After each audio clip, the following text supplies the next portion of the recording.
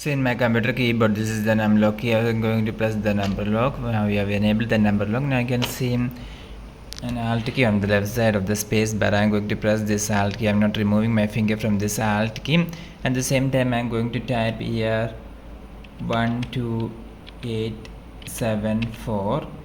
After typing 12874, then only I'm going to release my finger from this alt key. So you must open Microsoft Word, and after that you try like this. Then you can see that we have created a circle, that is, you can see the number 30 in black square. So circled number 30 in black square. So we have created using this keyboard shortcut. So for creating the circle number 30 in black square, you must use this keyboard shortcut Alt 12874. For more videos, you can subscribe Engineers Online. Thank you.